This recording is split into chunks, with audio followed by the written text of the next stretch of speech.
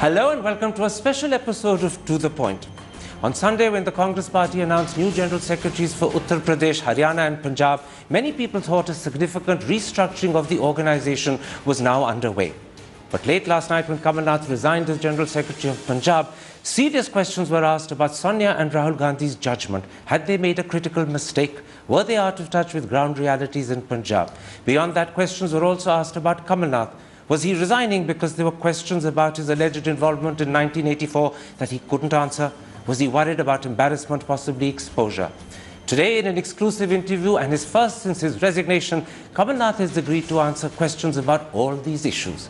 Mr. Nath, I want to talk to you about the reorganization that's happening in the Congress Party. I want to talk about your new responsibilities as General Secretary of Haryana, as well as about your views about the election that's going to happen in Punjab. But I have to begin with the news that dominates the headlines today, your resignation as General Secretary of Punjab. Now, in your letter to Sonia Gandhi last night, you said you had taken this step because you do not want allegations about your alleged involvement in 1984 to become the real issues facing Punjab. You said, and I'm quoting, "This canard is nothing but a cheap political ploy." You added, certain elements are raking up these issues only for political gains. Skeptics, however, say that's just a cover-up. They say you're embarrassed by the questions you have to answer regarding your alleged involvement in 84. You don't know how to answer them. You're worried about exposure. For 32 years, there's no charge against me. There's no case against me. For 22 years, nobody uttered a word. There was not a press statement. There was not a charge. There was a commission formed, the Mishra Commission. There was a special investigation team. Nobody went to any of these for 22 years and said a word about me. Not even the press said a word about me. And 22 years later, somebody goes to the Nanavati Commission, which was formed by the BJP government, and files a complaint. The Nanavati Commission examines it, cross-examines him, and comes to a conclusion exonerating me. In fact, saying, if I read out to you, it is not possible for the Commission to say that he had in any manner instigated the mob or that he was involved in the attack on the Gurudwara. Let me finish. Now, suddenly, 32 years later, all those making charges bring this up. After the Nanavati Commission was tabled in Parliament, there was a debate on an adjournment motion. The Akali Dal leaders, including Mr. Sukhbir Singh Badal, spoke on it. Other Akali Dal leaders spoke on it. Every single party spoke on it. Nobody mentioned my name. All right, I heard what you said. Let me ask you politely but bluntly. Do you think you can answer all the questions about your alleged conduct in 1984 that are in the public domain? What are the questions? I'll come to them, but can you answer them? Of course I can. And you believe that when you answer them, you will remain unscathed and unembarrassed? The Nanavati Commission went into it. It is on that basis they gave the report. You're asking me this now. The Nanavati Commission, set up by the BJP government, has already gone into this. So now, are you wanting to ask the question again? I have no problem. But so you're confident that you can face the questions and you can emerge unscathed? If there was an issue, do you not think that in 85, in 86, in 87, in 88, in 89, in 90, and right up till 2005, somebody would have raised a point? In which case, let me take you through the critical questions one by one. First of all, on the 1st of November 1984, what were you doing outside the Rakbabganj Gurdwara in Delhi at a time when there was curfew and at a time when Section 144 had been imposed? And remember, I'm told you were there not just for 10 minutes or half an hour, even an hour. I'm told you were there for 2 full hours. Why were you there? I was not there for 2 hours. I was there very simply. I was informed. I was told by the party that there's some big crowd assembled outside Gurudwara Rakabganj. I didn't even know where Gurudwara Rakabganj is. I went there, I saw a crowd. And the police told me that please talk to the crowd. Some of the crowd recognized me. So I said, what the hell are you doing there? Don't do this.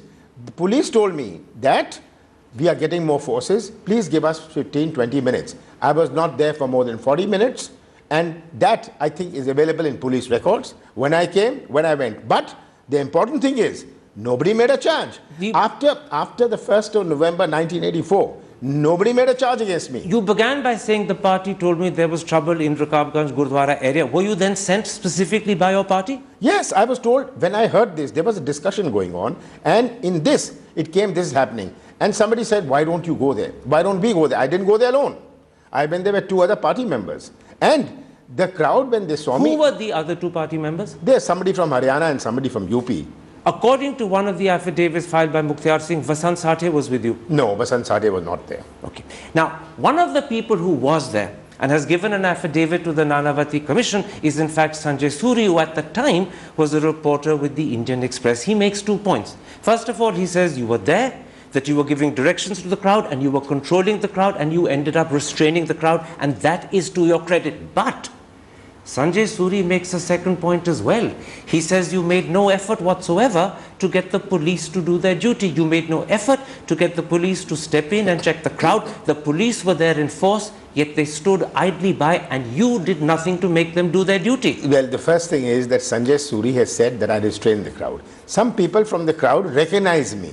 And the police had told me that we are waiting for reinforcements. Please keep speaking to them so that our reinforcements arrive. Simply, that's all what I did. And the moot point is, after that, nobody made a complaint. You're saying something very important. You're saying, first of all, the police were waiting for reinforcements, therefore there weren't sufficient police numbers. That's true. And secondly, you're saying that the police asked you to keep talking to the crowd so that they could get time to get the reinforcements absolutely. there. So in other words, you're saying you were cooperating with the police. I was helping the police. I never went there to help the police. I went there to see what is happening. When the police told me that, normally after having spoken to them for 10-15 minutes, they also say that, Sanjay Suri also says the crowd started dispersing when I talked to them, because they wanted 20-25 minutes or whatever it is for the reinforcements to arrive. Let me quote from Sanjay Suri's book. It's called 1984, The Anti-Sikh Violence and After. This is what he writes.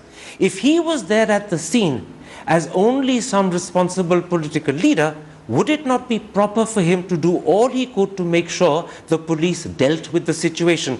Instead, he was there in direct communication with the crowd, with the police idle to a side. Absolutely right. The police were idle, and he says you did not get the police to intervene. You made no effort to get the police to intervene. It started with me talking to the police. It started with the police telling me you talk to them. They were waiting for reinforcements. I couldn't jump on the police. I'm not a police officer. The police know their job.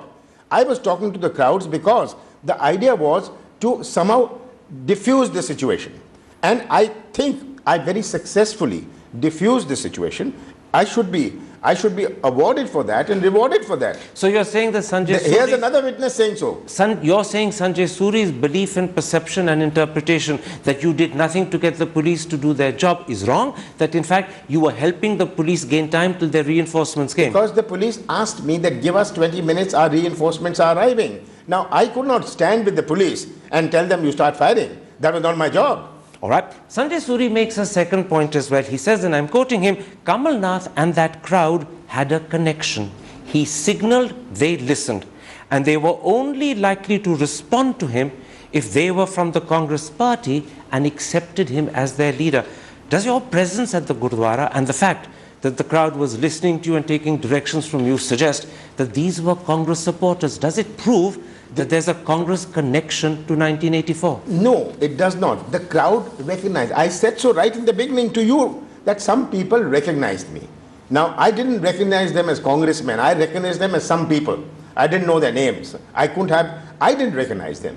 They recognized me. And when they recognized me, I told them, don't do this. This is not right. What are you doing? They made all kinds of acquisitions. I said, nothing doing. You're not going to do this. Some of them started dispersing. It was a motley crowd. It was an unmanageable crowd. And all the time, I was just buying time to see that the police could get reinforcements. In fact, I was helping the police, as you said. So, in fact, the crowd responded to your directions and listened to you because they recognized you, not because they were Congress people there acting at your behest. I do not know. They were not acting. Even the Nanavati Commission has said that I never instigated anybody. The crowd was already there. I went there because the crowd was already there.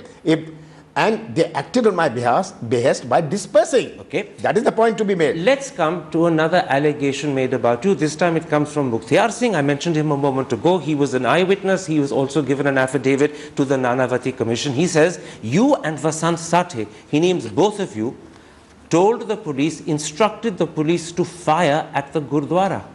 I was not there when the police was firing. I was not there. when the reinforcements arrived, I saw the reinforcements come, I went away. And the Nanavati Commission has dealt with his statement. The first point you asked, that you were seen there. It's not question of seen there. I filed an affidavit saying I was there. So it's not something which was discovered. It was me who was saying I was there because I thought I had done a great job. Okay. Now Mukhtar Singh saying I was there with Basant Sathe. Basant Sathe was not there. Even the Nanavati Commission has said so. That's one error. The next error, that I told the police to fire. I wasn't there when the police started firing. So Mukhtar Singh is completely wrong, you're saying? And the Nanavati Commission has said so. Has said, and I will quote, the Nanavati Commission has said that they have said that Shri Mukhtar Singh and Shri Ajit Singh stood amongst the mob and they could not have heard anything that Shri Kamal Nath told the person in the mob. What Shri Mukhtar Singh and Ajit Singh have stated about Kamal Nath is by way of an inference drawn by them. All right. Now, the most damning allegation against you is made by the lawyer H.S. Pulka.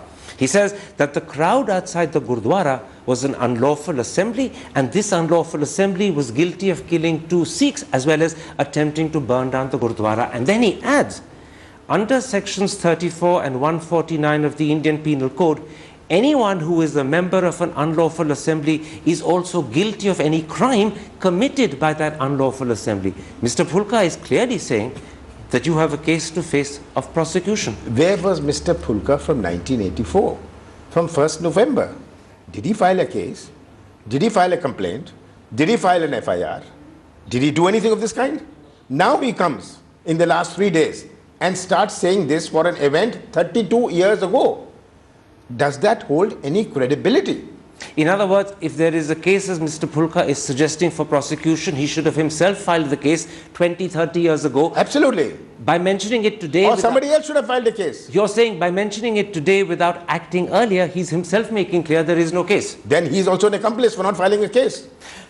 I want to come now to the exoneration that you've at least twice read out from the Nanavati Commission. I admit that prima facie on paper you have been exonerated, but the wording of that exoneration is curious.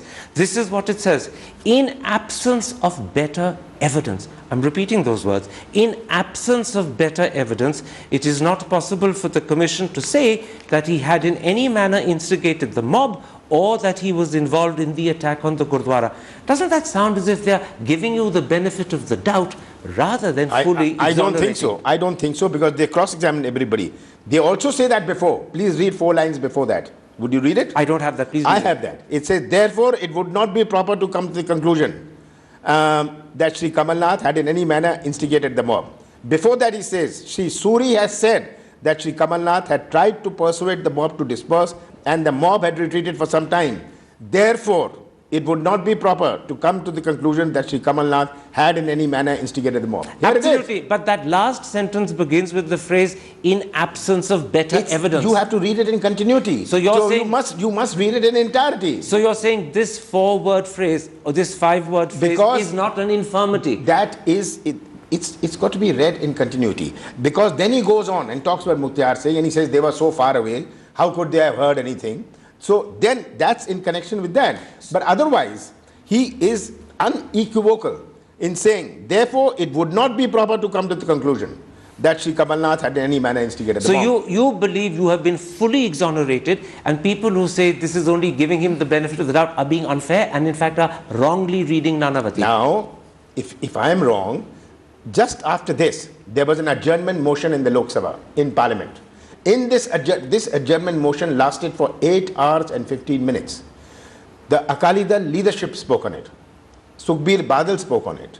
Another BJP leader who initiated the discussions spoke on it.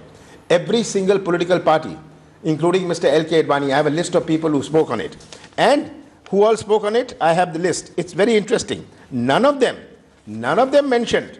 Mr. L.K. Advani spoke on it. Mr. Sushil Kumar Modi spoke on it. Mr. Sukhdev Singh Dhinsa from the Akali Dal, he initiated the adjournment motion.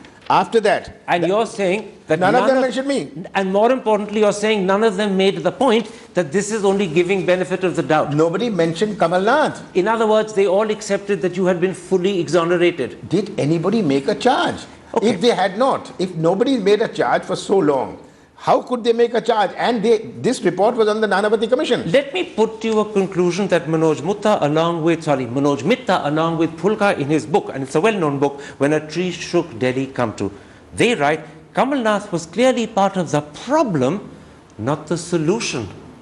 Well, all evidence has been taken by the Nanavati Commission. They have said that he's part of the solution. Because of that, nobody made a charge, nobody made a statement against me. In 85, 86, and for the next 30 years, somebody could have, if nothing else, made a press statement. In fact, what you're saying is that because no one has made any statement about you, by name or even indirectly, for 30 years, means that even your opponents, who should be gunning for you, believe there is no case against you. Isn't that evident?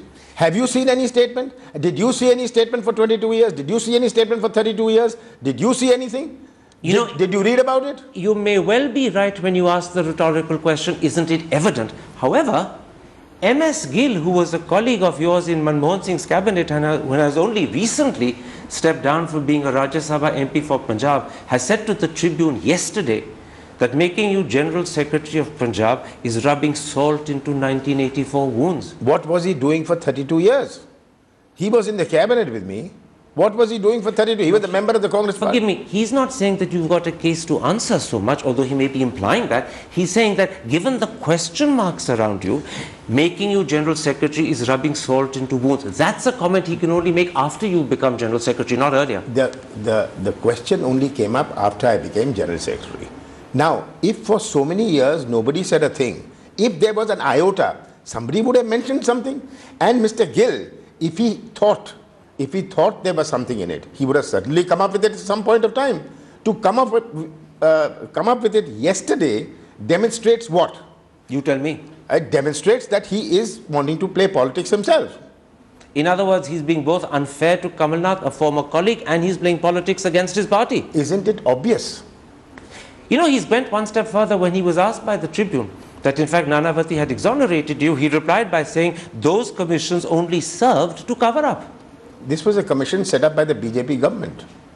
The commission also indicted. It's not that the commission said everybody was all right. The commission indicted several people. In fact, the point you're making is that your greatest exoneration comes from the fact that a commission set up by the BJP when Vajpayee was Prime Minister exonerated you. And it was a BJP Akali alliance. Yet, at the end of the day, you felt you compelled to resign. Do you believe now, looking back, that Sonia and Rahul Gandhi made a mistake making you General Secretary? I don't think they made a mistake. I think they took the right decision. The question that this would be whipped up, it was not theirs, it was my decision to resign. Why? Because the issue of drugs, the issue of youth, the issue of farmers, I don't want this issue diverted. And why? Since the other political parties now want to divert their attention to some other subject, seeing that they are sliding down, now want to rake up this issue. So keep this issue alive. Raise an issue which was a non-issue for 32 years. You know, you began that answer by saying, I myself decided to resign. I want to ask you again, politely but bluntly, was this entirely your own voluntary decision, or were you asked and advised to resign? It was entirely my voluntary decision. The first time I talked was after I had my letter ready. When I dispatched my letter, I informed Mrs. Sonia Gandhi that this is my decision. She was not even in town yesterday. So that's why it happened in the night. This is very interesting. You informed Sonia Gandhi after you sent her the letter. That I am sending you such a letter. That's it. Did she attempt to dissuade you? No, she said, is that your decision? I said, yes, I think it's in the interest of the Congress party. And I do not want the issue diverted. The real core issues of Punjab today are the misgovernance, the plight of the youth, the plight of the farmers, that I understand. And drugs. But now, why should this issue be diverted? But when you informed her that you had sent her a letter which was already on its way, did she make any attempt to dissuade you? No, she said that, well, if that's what, I didn't say that, I didn't give her an option that I said I've sent this letter, and I feel that this is the right thing to do in the interest of the party. But did she not turn around and say, Kamal Nath, I have full confidence in you, I'm aware of the allegations against you, despite that I've appointed you, I want you to stay? No, she didn't tell me anything of the kind. She said, let me receive the letter. That's all. Do you suspect that perhaps she was hoping you would make this gesture, this sacrificial gesture? I don't know if she was, I can't read her mind. But then it was very important that For me, who's been in government, who's been a minister since 1991, I have been General Secretary of the party when the Delhi went to the polls, we won the municipal elections here. I've been a cabinet minister. Nobody's ever raised anything against me. She knows about this. So in your own eyes, what you did was the honorable thing, and in a sense, even if it's colorful language, you sacrificed yourself to protect your party from distraction and from harassment and for unfair questioning. Well, I have always done. I've risen up from the Youth Congress 4 decades ago. And I've always done what I've thought is in the interest of the party. I thought this was in the interest of the party. But this was the sacrifice you were making in the interest of the party. I don't look at it as a sacrifice. I look at it more as a duty. All right. Looking at it as a duty, then let me ask you one last question before I move to other subjects. The real case that is being made by Manoj Mitta, by Sanjay Suri, by Mr. Phulka, is that there are questions that need to be answered, and therefore Kamal Nath should submit himself in the interest of the country, in the interest of his own reputation, to an inquiry. Would you agree to an inquiry into your behavior on the 1st of November 1984? Have I ever refuted an inquiry for 32 years? Now, you had the SIT, you had the Mishra Commission, you had the Nanavati Commission. Now, after 32 years, you say, please, I must stand up and say, I submit myself to an inquiry. Of course, I have no problem in that. You've said a very important thing. You have no problem submitting yourself to yet one more inquiry. After 32 years, I have no problem. My last question. Some people may turn around and say, it needs to be a CBI inquiry to be credible. Would you accept that?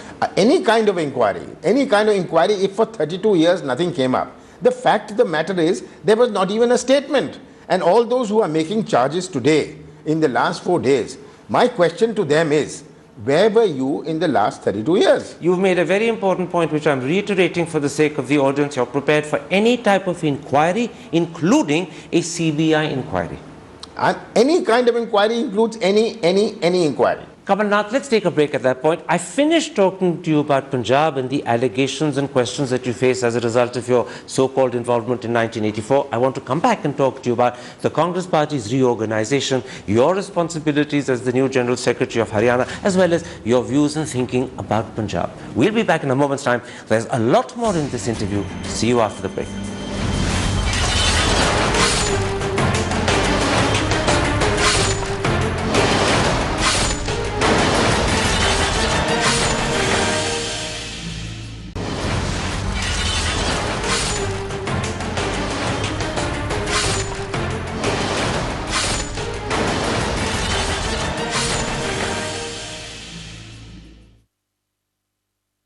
Welcome back to a special episode of To The Point, an exclusive interview with Kamal Nath, and it's the first after he offered his resignation to the Congress president late last night. Let's now move on. Let's come to the reorganization that's underway. Many people believe that it's only a matter of time before Rahul Gandhi takes over as president of the party. That will be not just a generational shift, it will be a moment when young people will come to the front. And yet, on Sunday, when 2 new general secretaries were announced, it was stalwarts like you and Ghulam Nabi Azad, and both of you are well past 65, nearing 70. How do you explain this? Well, he has always said that there has to be a mix. There has to be a mix between experience and a younger generation. And that's what I think is in his ultimate game plan. But will that generation shift that had been heralded and predicted and talked about, and many people are saying it was the moment of rejuvenation, will it ever start to happen? Because when you bring back stalwarts like yourself and Ghulam Nabi Azad, people feel this is a return to the past. No, it's not a return to the past, it's a return to the good past. Number one. Number two, this is only a start. There is so much more to be done, which will happen in the next 1 or 2 months. Well, share with me, what is this so much more? Because at the moment, when people are expecting a generational shift, many are disappointed, some are disillusioned that 2 old stalwarts have been brought back. Now, what is this so much more? Because that would give hope and encouragement to the party. Obviously, the party is to be restructured. This only what's happened is 25% or 20%.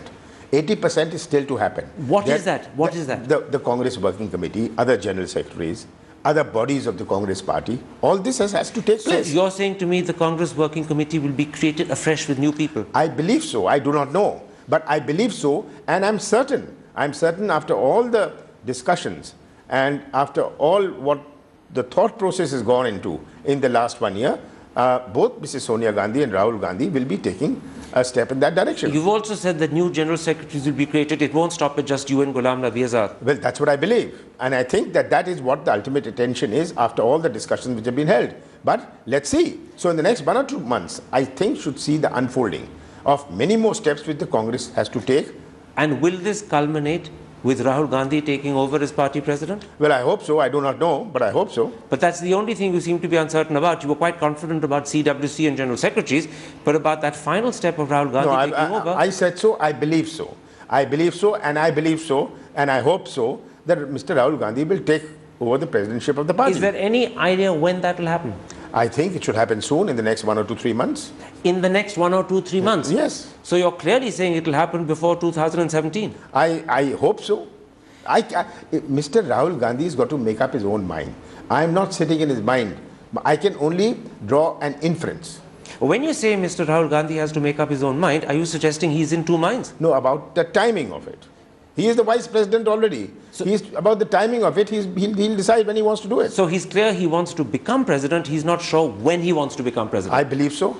But you're hoping it will happen in the next 2-3 months? Yes, I am. And you're pretty sure it will happen before 2017? I'm saying I'm wanting it to happen in the next 2-3 months. Now, in an interview that he gave yesterday, Amarinder Singh, who is your party president in Punjab, has said that the Congress needs to decentralize. It needs to hand more power to what he calls regional satraps. Do you agree with that? Well, politics has gone through an enormous change, and the Congress party has to also change. They certainly, now with this new age of the social media, the new age of IT, so much of electronic media, the functioning of a party in a state has to be very different. Communications are very different. Previously it was very different. Now everybody is carrying a cell phone. So you have to restructure. I'm not saying necessarily strengthen. In any case, they were strengthened. It was not a question they were not strengthened before. But we have to take a look at how this interface between the center and the states will happen. But you're suggesting that when you take a look at that interface, the states and state leaders, and in particular PCC presidents, need to be strengthened and given more autonomy, more of a free hand. Yes, they are given a reasonable free hand. But more. But this, certainly they can be given more. It depends state to state. You can't generalize. It depends on different kinds of states. There's no one size fits all. I understand what you're saying, but the flip side is that you're also therefore talking of a change in the role and power of the Gandhi family at the top of the Congress. No, I don't think that changes. Today, I don't think that changes at all. But how can you make state leaders and PCC presidents more powerful, more autonomous, and give them a greater role and say, and yet leave the Gandhis as the ultimate arbiters? Surely the two can't happen together. I don't think a party functions that way. The state should conduct its own program, should devise their own program, district-wise, block-wise. That cannot be dictated from the center. That cannot be dictated by the Congress president. That has got to be evolved by the state itself. So that doesn't change any power equation. What about allowing state committees to choose their own presidents rather than have the presidents appointed by the High Command in Delhi? Would that be a step you'd accept, or is that one step too far? Well, I don't think that will happen, because in the end, all the resolutions are passed leaving it to the Congress president. Every time, our constitution provides that they will elect it. What happens? It's not that Mrs. Gandhi says don't have an election. Mrs. Gandhi says go ahead and have an election. They have an election and they pass a one-line resolution that we leave it to Mrs. Gandhi. Except for the fact that things were very different before Indira Gandhi came to power. All that you're talking about began with Indira Gandhi in the mid-60s. But if you go back to the days of Jawaharlal Nehru, he was an extremely powerful prime minister at the center, but you had autonomous and powerful chief ministers in the states who were by no means subservient, and they certainly were not people who were appointed by Delhi. They were elected by their own committees. Is it possible, or even if it's not possible, is it at least desirable to try and go back to the system that existed under Nehru? Well, you cannot go back to a system which is 60 years old. At the same time, you've got to evolve a system which is more attuned with today. So you can't just go and ape a system, copy a system which was 60 years ago. I think many a time this is happening. When Mrs. Gandhi appoints a state president, there are consultations held with a large number of people, which is almost like an election. But then you're saying something very interesting. It is desirable for state leaders and PCC presidents to be given more autonomy and more of a say in what happens in their states. But at the same time, it's impossible to go back to the system as it was under Jawaharlal Nehru. Absolutely. That's outdated. So in other words, the role of the Gandhi family at the center and the influence they have and the power they have will remain intact. It should remain intact. It should remain intact. So there's no dilution in the Gandhi family and its power. There's only some increase, maybe marginal, maybe more, in the power of state leaders. The state leaders must evolve to make their own programs, district-wise. Even within a state, there is no one-size-fits-all. Every district has different politics. This is how it has changed over the last 20, 30, 40 years. And you want to go down that road further, but you want to retain intact the power and position of the Gandhi family. That's provided in our constitution. Now, Amarinder Singh has also said one other thing. He said it's important that he be announced as quickly as possible as the chief ministerial candidate of the Congress party in Punjab. He says if there's undue delay, this will spoil the momentum of the party. It could even damage, if not completely erode, your chances of winning the elections. Do you agree with him? Well, I think to a large extent I agree with him, because the people today are looking at a leader of the state. Who are they voting for? Not merely a party, which face. So, and I think that's the intention of the Congress party. When I was General Secretary in 2001 of Assam, I announced Tarun Gogoi as the Chief Ministerial candidate. You're saying the same should happen in Punjab and as quickly as possible. Well, I'm saying wherever, again, you cannot generalize for the states. And I do not know enough about Punjab, but as of now, but I think as a rule and as a principle, wherever possible, we should announce the name of a Chief Minister's candidate of the Congress party. And it therefore follows the sooner they announce Amarinder Singh's name, the better. Well, the elections are near. The elections are only 8 or 9 months away. One last question about Punjab. Yesterday, or rather day before, Amarinder Singh at a press conference that he convened spoke in strong support of you. He said you had nothing to account for or to be blamed for in 1984.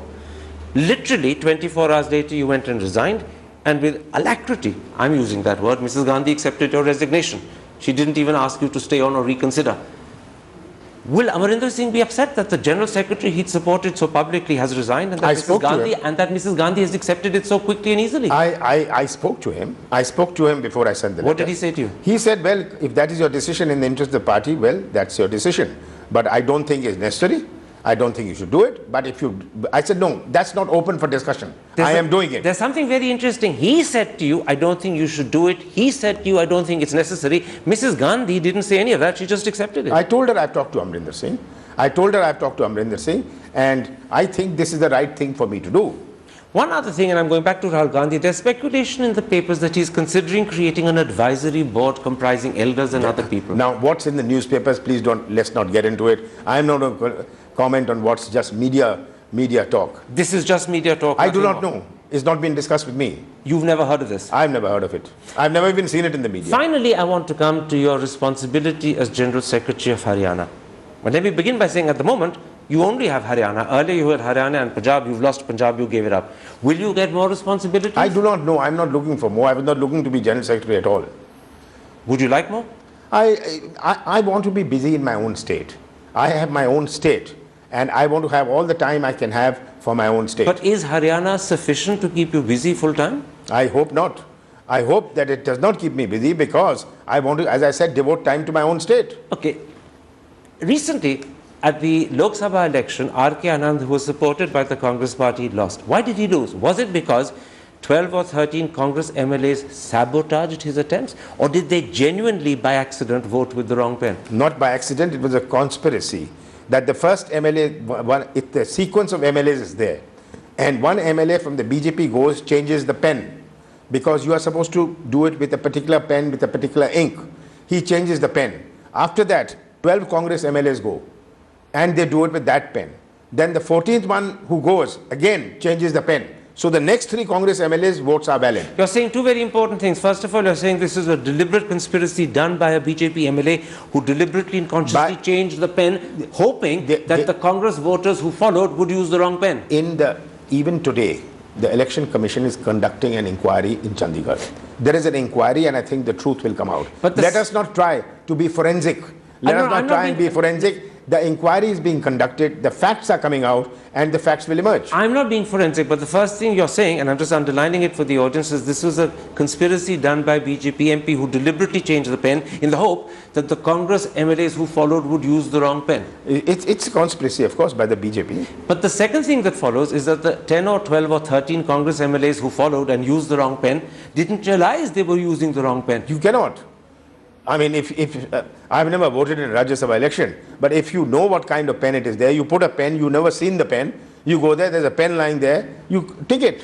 So you draw the line. So the circumstances are such that it's very easy to fool people into using the wrong pen. It's been a novel way. This is not a case of willful ignorance on the part of Congress. I don't think it's a question of willful ignorance, because these MLAs are not voting on a daily basis. I'll tell you why I asked that question, because prior to the voting, it was well known that Mr. Huda, the former Chief Minister, as well as his supporters, and that's the 12 or 13 MLAs who voted wrongly, actually were opposed to the Congress party supporting R. K. Anand. Mrs. Gandhi insisted that the Congress support them, and perhaps they were reluctant to do so. I don't think that's true, because there's so many of the supporters whose vote is valid. There are so many who are not his supporters whose votes are invalid. And that I've seen through. I've had a meeting with the president of the Congress in Haryana. I've had a meeting with Mr. Huda.